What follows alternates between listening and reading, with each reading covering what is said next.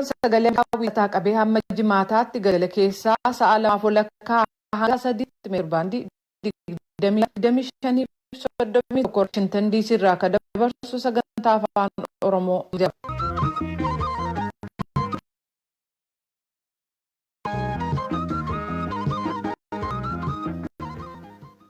Attam ooltan kabajamtoota dhaggeeffattoota keenyaa guyyaan har'aa onkololeessa 13 bara 2020 jaallannee gammadaati. Obbo Ibsaa Kaleessa mana ofii dheeraa kanarratti gabaasa qabna. Yuunivarsiitiiwwan Amboo, Dambidolloo fi Wallaggaa barattoota simachuuf qophii xumurree guyyaatti jalqabaa jedhamnu eegaa jirraa jedhu. Gama kaaniin qarshiin Itoophiyaa eega jijjiirame as maallaqni herrega baankii galfamee fi herregi baankii haaraa baname hedduu ta'uun ibsameera. Hanga xumura sagantaa keenyatti nu waliin turaa.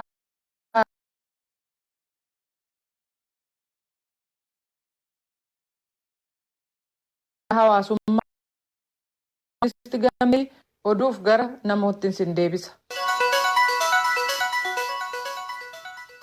Dhaggeeffattoota keenya akka mooltan oduun har'aaf qabnu kunoo bara kan hojiin hidha laga Abbayyaa irratti geggeessamu murteessaa ta'uu muummichi ministeeraa Itoophiyaa Abiy Ahmed dubbatanii jiru. Hojiin hidha sanaa sadarkaan inni nambarra jiru gammachiisaa ta'us dubbatan. Muummichi ministeeraa Abiy Ahmed kan yeroo ammaa daawwannaa hojiif Itoophiyaa keessa jiran pireezidaantii Eertiraa Isaayyaas Afeworqii waliin ta'uudhaan har'a hojii hidha laga Abbayyaa guddichaa fi hojii Koishaa yookaan Gibee Afuraffaa daawwatanii jiru. Televiziyoonni Itoophiyaa gabaasuu isaa eeruudhaan Mallaskaachuu ammaa Finfinneerraa akka gabaasetti hidhi laga Abbayyaa bara kana amma baachuu danda'urraa dachaa saniin baachuu akka danda'u eegamu ta'us dubbata. Piroojeektiilee misoomaa adda addaa daawwatu yoo ta'u akka qaama daawwannaa piroojeektiilee misoomaatti muummichi ministeeraa Abiyyiif pireezidaantii Isaayyaas madda annisaa elektiriikii kan Gibee 3 daawwatan jechuudhaan duraan waajjirri muummichi ministeeraa Itoophiyaa fuula feesbuukii isaa irratti gabaasee ture. Walloo Kaabaa fi Walloo Kibbaa keessatti ragaan amma walitti qabame akka agarsiisutti godinaa hawaasa Oromoo fi Shawaa Kaabaa keessatti gandoota 136 irratti weerarra waannisaa mul'atee jira. Midhaan maasaa hektaara 87,000 ga'u irratti biqiles miidhaan irra ga'uunsaa gabaasamee jira. Kun immoo uummata qonnaan bulaafis ta'e uummata magaalaa bitatee nyaatuuf miidhaa yaaddessaa ta'uusaa kan himame yoo ta'u, Walloo Kaabaaf Kibbaa bakkawwan weerarri kun miidhaa irra geessise keessa uummata jiraataniif mootummaarraa akka gargaarsi barbaachisu ta'uu dubbatu jiraattonni. Miidhaan hawaannisaa kun bulchiinsa naannoo Tigraay keessa seenuudhaan miidhaa dhaqqabsiisuunsaas ragaaleen achirraa argaman dheeraa jiru. Waldhibdeen mootummaa federaalaa fi mootummaa naannoo Tigraay gidduutti uumame naannoo sana deemanii uummata weerara hawaannisaa miidhame gargaaruudhaaf gufuu ta'uu hin danda'u ka jedhan ministeerri deetaan ministirii qonnaaf misooma baadiyyaa ka federaalaa obbo Indaalee Habtaamu garuu gargaarsa sanatti bobbaasu sirnaaf gahaa mootummaa naannoo Tigraay irraa argachuun ka barbaachisu ta'uusaa fi mootummaan Tigraay immoo miidhaa naannoo sana mudate ilaalchisee gabaasaa akka isaaniif hin kennin dubbatanii jiru.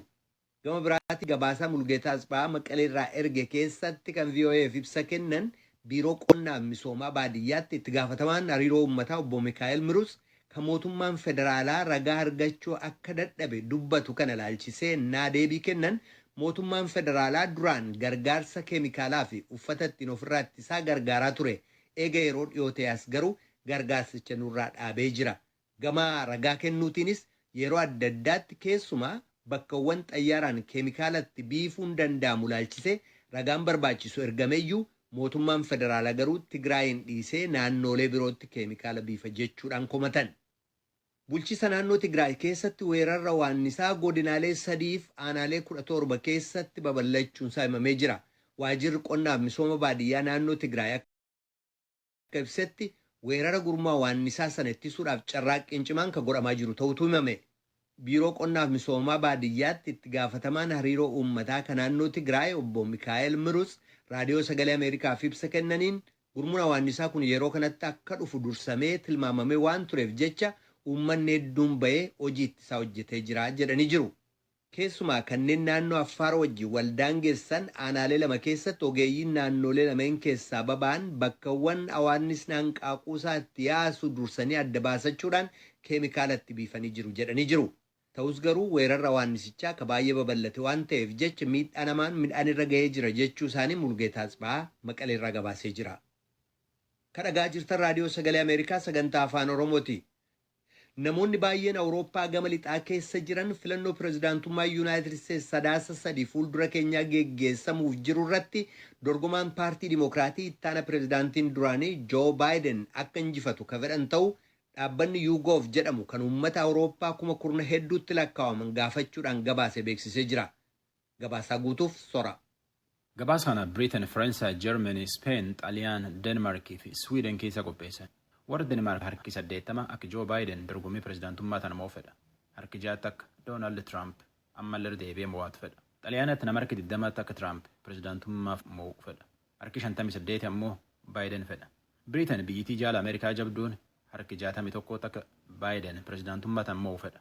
Harki 13 ammoo Doonaald Tiraampiin fedha. Faransaaytti namni harki 64 akka Baayiden mo'uu fedha. Jarmanitti nama harki 71 akka Baayiden pirezidaantummaa mo'uu fedha. Harka 11 akka Doonaald Tiraamp mo'uu fedha. Ansila akka Baayiden mo'uu fedha. Biisuun jiraadhellee qooda keessallee qabaachuu baadhullee isaan fedhaa jedha. Luukaa Anderek.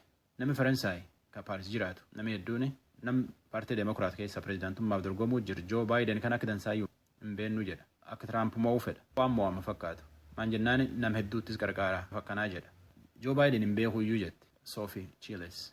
Pierre Le Goff. Faransaaytti hojjeta mootummaati. Baayiden beekuu baadhulle yooyyuu bulchiinsi jijjiirame hariyyummaa biyyi ta'e waliin nu jabeessaa jedhe herregadhaa jedha. Warri Barseloonaa Ispeenii dubbisan ammoo filannoon Ameerikaa jireen keessa qooda guddaa qabdi jedhetti herregata. Akki Tiraamp gabayaa irratti Chaayinaan, Awurooppaa fi Eeshiyaallee wallolee wal falmsuun Awurooppaa guddoo miidhee jedhe. Namni Ispeenii dubbisan Sergin. Awurooppaa gama dhiyaatti namni hedduun Tiraamp deeggara. Bara 2019 keessa akka qorannoon dhaaba Pew agarsiistetti warri Poolish harki 50 olitti Tiraamp deeggara.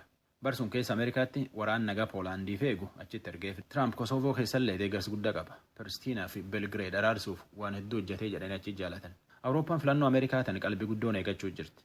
Ameerikaan guyyaa 21 duubatti pirezidaantii filatti. Dhaggeeffattoota keenya oduun har'aaf qabnu kanuma. Kan dhaggeeffataa jirtan raadiyoo sagalee Ameerikaa sagantaa afaan Oromooti. Bulchiisa naannoo Amaaraa gama bahaa keessatti weerara hawaannisaan qonnaan bultoota miidhaman deebisanii dhaabuuf kan hojjetu ta'uu ministiriin qonnaa biyyattii beeksisee jira. Ministeerri dee'eetaa akka ta'an obbo Wandaalee Habtaamuu VOA'f akka ibsanitti bulchiisa naannoo Tigraay irraa hanqinni odeeffannoo jiraatus hojiin hawaannisa ittisuu naannoo sanattis ni gaggeeffamaa jedhan. Ragaa hanga ammaatti jiruun Walloo Kaabaa fi Kibbaa, godina hawaasa Oromoo fi Kaaba Shawaa gandeen 136 keessatti hawaannisni seenee lafa qonnaa hektaara 87,000 irraa oomisha jiru miidheeraa jedhan. Qonnaan bultootaa fi uummata magaalaa oomisha bitatee jiraatuuf miidhaan ga'e yaaddessaa ta'uun ibsameera. Keessumaa guyyaa hamaa tokkoof jedhanii waan ol kaa'atan qonnaan bultoonni hin qabne maal nyaannee maal nyaachifnee jiraannaa gaaffiin jedhu irra deddeebi'ee dhaga'amaa jira. አንድ ፍሬ የያዘ የለም ሙቷል። ሀገሩ 25 30 የሚያመርት አለ፣ እስከ 10 የሚያመርት አለ። እንደ ግብርናው እንደ ከስቡ ያገኛል። Midhaan ija tokko namni qabu hin jiru. Biyyi du'eera. Akka itti qotateetti hanga kuntaala 25 30 yookaan 10 kan galfatan turaniiru. Biyyi keenya biyya oomishaa turte kunoo nu jalaa balleesse malee waan dandeenye maraan ari'uu yaallee dadhabnaan manatti galaa jirraa jedhan. Hojiin namoota miidhaman kana gargaaruu fi deebisanii dhaabuu ni gaggeeffamaa ka jedhan obbo Wandaalee Habtaamu itti fufanis በተለይ ቆላማ አካባቢዎች እንደመሆናቸው መጠን መጀመሪያ እሸት ይበሉና ከእሸት ነው እንደገና እየደረሰላቸው እህላቸው የሚሄደው። naannoo gammoojjii waan ta'eef jalqaba asheeta nyaatanii sana booda midhaan facaafatan ga'aafii deema. Yeroo reefuu asheeta nyaatanitti rakkoon kun isaan argachuu jechuun itti fufanii oomisha argatan waan hin qabneef hatattamaan mootummaan furmaata argachuu qabaa jedhaniiru. Gargaarsa guyyaa gaafataa jiru keessumaa Walloo Kaabaa, Habruu, Warqee, naannoo Raayyaa gaaffiin kun jira. Gama kaaniin immoo Walloo Kibbaa, warra Baabboo sadarkaa hanga tokkotti immoo Argoobbaa, godina Oromiyaatti Baatii, Jillee, Xummuggaa, Arxummaa, Fursii, Shawaa Kaabaatti immoo Asgarit, Shawaa Roobit, Qawoot, Hagara Maariyaam, naannoo Ankobar rakkoon mudateeraa jedhan. Kanaaf asheeta harkaa qaban fixaa oomishni alaatuun dhaqqabin hawaannisni waan mancaaseef jecha gargaarsa guyya guyyaa isaan barbaachisaa jedhame jedhan. Qonnaan bultoota kana deebisanii dhaabuuf kan danda'amu bishaan jal'isiin akka ta'uu qabu. Kanaafis mootummaan bulchiisa naannolees ta'e kan federaalaa wal ta'uun fala kennuu akka qaban hubachiisan. Kunis haala yeroo gabaabaa fi dheeraa keessatti qonnaan bultoota kana deebisanii dhaabuuf hojjetaa akka jiran ta'u obbo Wandaalee Habtaamuu ibsaniiru. Tokko tokko immoo hojiin ittisuu hawaannisaaf mootummaan duubatti harkifateeraa jechuudhaan dubbatu. Obbo Wandaaleen garuu hojiin dursanii ittisuu hin hojjetamnetu ta'ee badii kana caalaatu dhaqqaba ture jedhu. Darbee deemee kanneen biroos miidha ture. Bulchiisa naannoo Amaaraa keessatti gandeen jiran 3,600 keessaa gandeen 136 qofarratti rakkoon hawaannisaa kun dhaqqabe jechuun ibsaniiru. Hojiin ittisaa kun jabaatee ittiin fufu taanaan iddoo biraattis darbuuf carraan akka jiru hubachiisaniiru. Xayyaaronni dawaa biifan akka hin jirre biyya alaa argachuufis yeroo fudhachuusaas dubbataniiru. Garuu kaleessa xayyaarri tokko alarraa biyya seenuu fi ishees gara Harargee Bahaa bulchiisa naannoo Somaaleetti ergamuu ishee ibsanii borii kaasee immoo Kombolchaa fi bulchiisa naannoo Affaar xayyaarri seenu akka jiru dubbatan. Xayyaaronni kun biyya seenuu ennaatti fufan immoo hojii quubsaa hojjannaa kan jedhu qabu. Qilleensaan kan ka'e hawaannisi gara bulchiisa naannoo Afaaritti deebi'aa akka jiruu fi Tigraayitti ce'uusaa odeeffannoon jira. Bulchiisi naannoo Tigraayii fi mootummaa federaalaa gidduu rakkoon jiraatus waajirri ministeera qonnaa kaayyoon keenya misooma bu'aa qonnaan bulaa eegsisuu waan ta'eef eessayyuu yoo ta'e seennee hojjannaa qonnaan bulaas kan Oromiyaa kan bulchiisa Amaaraa kan Tigraay jedhanii ituu addan baasin ija tokkoon ilaallee waliin hojjanna jechuu isaanii Masfin Arraagee gabaaseera.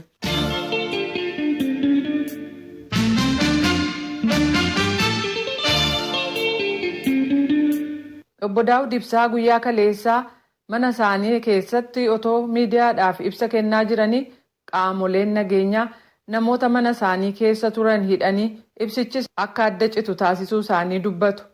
Komishinni Poolisii Federaalaaf Poolisiin Magaalaa Finfinnee irraa deebii argachuuf irra deddeebinee yaallus qaama himannaa kanaaf deebii kennu hin arganne jedha Muktaar Jamaal gabaasa guutuun kuna. Hayyu duree adda bilisummaa Oromoo ta'uu isaanii kan ibsan obbo Daawud Ibsaa adeemsa hojii dhaabichaa irratti ibsa miidiyaatiif kennaatiniin akka turan dubbatan yeroo kaleessa qaamoleen tikaa dhufanii mana kiyyatti ibsichallee addaan kutanii namoota manaa qabaniitiniin deeman jedhaniitiniin raadiyoo sagalee Ameerikaatiif ibsanitti. Ibsi miidiyaa obbo Daawud Ibsaa sabaa himaaleedhaaf dubbataatiniin turan kuni yeroo kallattii feesbuukiitiin darbee gidduutti wacni dhagahameetiniin addaan citullee viidiyooleen mul'atan miidiyaalee hawaasaa garaagaraa irratti tamsa'aniitiniin jiru waan ta'e jedhan obbo Daawud akkasitti dubbatu. Saddeetii walakkaa jechuun naannoo masalatti ibsaa gaazexeessitootaaf kennaa jira. Isa sana warri community leaders and elders warra maanguddootaa fi hoogganoota hawaasaa kana fakkaataatu sheekota wayii amma tokko dhaggeeffachuu dhufaniiru. Kun nama muraasaa sanuma akkuma ibsa sana jalqabeen ijoollee waardiyyoota balbalarra jiranii reebanii ijoolleen namatu dhufee se'anii banti.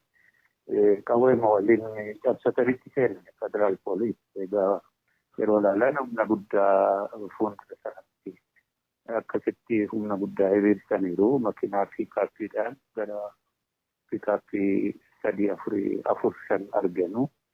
Sana booda ol seenanii gaazexeessitoota baasaa kanuma qabanneedhani maaliif akkuma kanaan dura gaafataa ture waraqaa poolisaa qabdumoo waraqaa mana murtii qabdumoo eenyusin ajajee nuti ajajamneeti abaluu isaanii himu. Kana baaftan malee siin baanu jedhanii ijoollee jira dubartootatu jira sororkaanii haala kana keessatti egaa gaazexeessitoota sana humnaan fudhatanii deemanii. Eenyu qaamni kana godhe qaama tikaa keessaa isa kaminni? Federal kan dhufe federal poolisiidha warri tikaa waliin jiru nama beeksisaa isaan warra civilian clothes uffatee jiru abaluusaa eenyu beekna namni siin abaluusaa qaamoliirraa jedha. Qaamoliin kun kan biyya balleesse abaluunsaaf beekamu. Isaanis gaafataman fudhanne yeroo akkanuma himu qaamni olii kun kan jedhu gaafanne kun gara fuulduraatti verifaayi kan ta'u. Wanni warri dhufe kuni afaaniin isin gaafate kallattiidhaan waa kana tolchitan waa kana balleessitan isinin jedhee isinitti dubbate maayin? Homaa natti hin dubbanne warra waardiyootaan warra waardiyoo wajjin xiqqoo wal gaggaafatu turanii maal barbaaddu isin yeroo jedhu gaazexeessitoota as keessa jiru isaaniin baasaa jedhaniiru kana baafnu malee asiin baanu ajaja fudhannee jirra jedhanii egaa ijoolleen kun warra xiqqoo ishee gara waan itti waan deemeef gaazexeessitoonni kun bahanii erga isaan bahanii booda immoo warra kaanis fidaanii lakki kun hin ta'u keessummoota kooti waliin deemna yoo ta'e malee kun hin ta'u kana wal gaggaafattee isa booda maqaa galmeeffannee deemna nuu baasaa jedhanii jaaroleenis kana caalaa dubbiin hammaachuurraa gadi ba'anii galmaa'anii fi kana galmeeffatanii deeman. Gaazexeessitoonni jettan kunniin kan dhaaba kamiiti? Akka inni hubadhete tokko ka raayyaa istuudiyooti jedhanii gaazexeessitoonni nam lama warri kaan immoo iyyuu kan Saabaa'ooti sagalee bilisummaa Oromoo. Walumaa gala nama meeqan? Sagalee isaanii gara nama 4-5 ta'u na fakkaata kan isaaniidha. Naannoo mana jireenyaa obbo Daawuditti qaamoleen tikaa lakkoofsaan heddummaataniitiin mul'achuu kan himan namoonni naannoo san jiran akka kaleessaarraa keessummoonni achi turan hedduun gadi bahuu sodaatanii achuma kan bulan yoo ta'u har'a ganama namoonni achi gadi bahan lakkoofsaan 4 ta'an qaamolee tikaatiin qabamanii gama waajjira poolisaatti geeffamuun dubbatameetiin jira. Dhimmoota himatame kanaan walqabateetiin deebii akka nuu kennaniif Komishinii Poolisii Federaalaatii fi Poolisii Magaalaa Finfinnee irra deddeebiidhaan yaalleetiin jirra. Nama ajajaa poolisii naannoo sanii ta'uunsaa himame Komaandar Kaasaa jedhamu bilbila harka isaanii irratti bilbilee fi gaafannaaniin dhimma kanaan walqabatee waan beekan kan hin qabne ta'uu naaf kaasan. Dubbi himaan Komishinii Poolisii Federaalaa obbo Jeelaan Abdiillee akka homaan beekne dubbatan. Ittaanaa Komishinara Komishinii Poolisii Federaalaa Komishinar Malaakuu Faantaatii fi Ittaanaa Komishinara Komishinii Poolisii Magaalaa Finfinnee Hasan Nagaash bilbila harka isaanii irratti bilbileetiniin raadiyoo sagalee Ameerikaa irraa bilbiluu kiyya ittime erganatti haasa'anii of barsiiseen booda amma haasa'uu kan hin dandeenyee fi deebi'eetiniin akka bilbilu naaf himanii irra deddeebi'ee bilbilullee deebi'aniitiin naqunnamuudhaaf hayyamamoo hin taane dhimma kanarratti deebii argannaaniin qabanneetiin dhihaanna.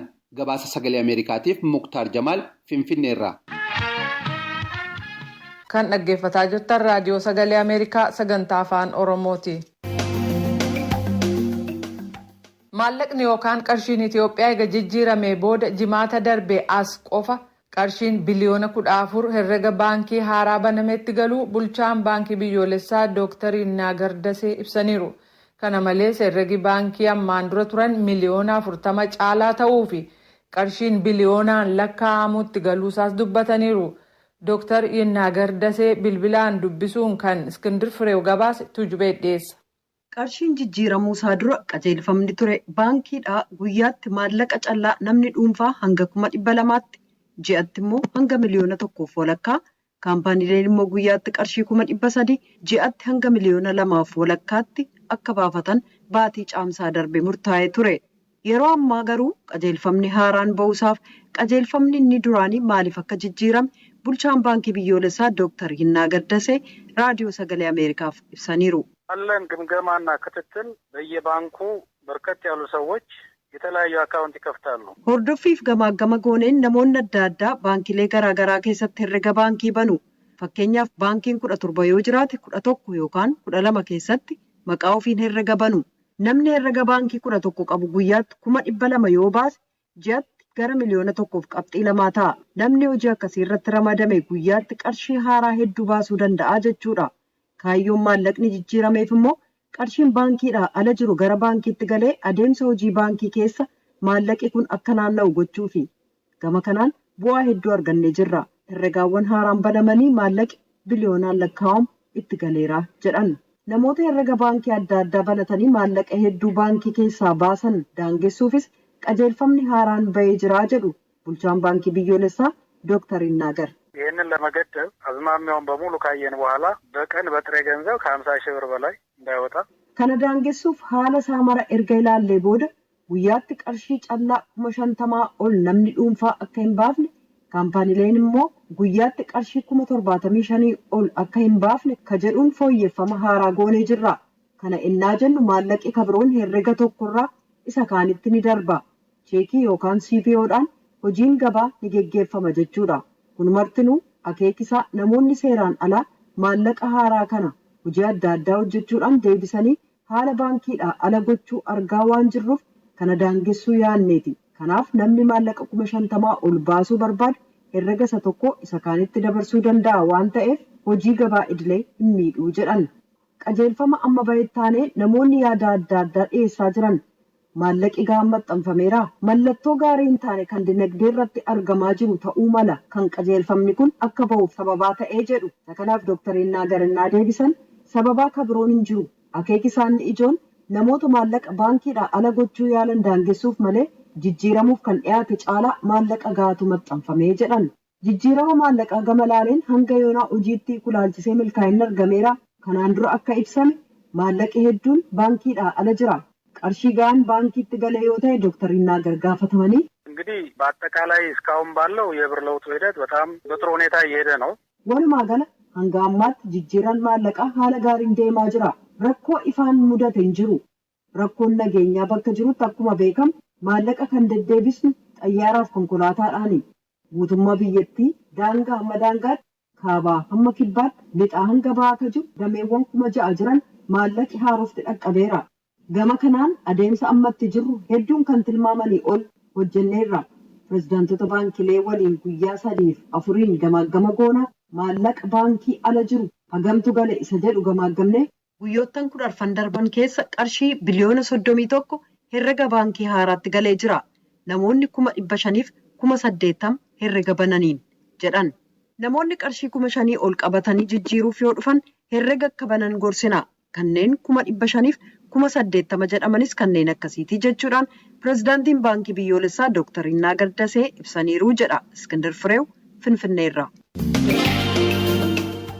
Yuunivarsiitiiwwan Amboo, Dambidolloo fi Wallaggaa barattoota isaanii simatanii barsiisuuf qophii xumuruu isaanii beeksisan. Haala dhukkuba COVID-19 ittisuu fi nagaan barsiisuu irratti qophiin barbaachisu xumuramuusaa pireezidaantonni yuunivarsiitiiwwan kanaa ibsanii guyyaatti barattoota simadhaa jedhan eegaa jirra jedhu. Barattoota kanas marsaa 3 akka simatan dubbatu Naakoor Malkaa gabaasa erge qaba. Yuunivarsiitiiwwan 3 jechuunis Yuunivarsiitii Amboo, Yuunivarsiitii Dambidolloo fi Yuunivarsiitii Wallaggaa barattoota dhaabbilee barnoota olaanoo akka lakkoofsa Itoophiyaatti bara 2012 sababa weerara vaayirasii koronaatiin barnoota isaanii addaan kutanii gara maatii isaaniitti deebi'anii fi barattoota haaraa akka lakkoofsa Itoophiyaa bara 2013tti simachuudhaaf qophii xumuraa jiraachuu isaanii beeksisanii jiru. Pireezidaantiin Yuunivarsiitii Amboo Dr. Taaddasee Qanaa barattoota Yuunivarsiitii Amboo bara 2013tti simachuudhaaf qophii gama barnootaatiin taasisan ilaalchisee akkas jedhu. Amma bara kana kan jalqabnu barattoota eebbifamtoota simachuudhaan jalqabuu yaadaa jirra. Jalqaba irratti barumsa isaanii xumursiisuudhaaf qophiitti jirra. Koorsi barattoota eebbifamanii kan jalqaba irratti simannu 4,500 naannoo kana ta'u yeroo gabaabaa keessatti xumuramudha kan qophaa'ee jiru. Kiraash piroogiraam isa jennu. Kanaaf isaafillee koorsiidhaan sagantaan qophaa'ee jira.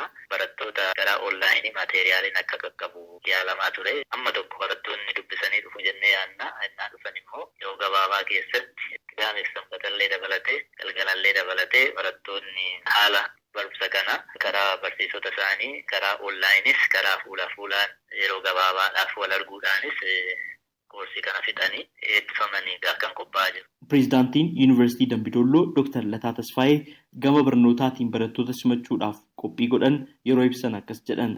Barana yoo xiqqaate barattoota 811 kan ta'an barattoota eebbifaman marsaa jalqabaatiif waamuuf qophiirra jira jechuudha. Ji'a 2 qofaafidha kan baratanii eebbifamanii dantaa mooreelii dabalatee sanbata duraa dabalatee sagantaa jiru sana xumuranii akka isaan eebbifamaniif barsiisaa qopheessuudhaan kaarikulamii rivaayiz gochuudhaan kaalendarallee rivaayiz gochuudhaan qophoofnee jira jechuudha. Yeroo inni sun xumuramu immoo marsaa lammaffaa barattoota waggaa tokkoffaaf lammaffaallee wal faanatti mannaa jechuudha.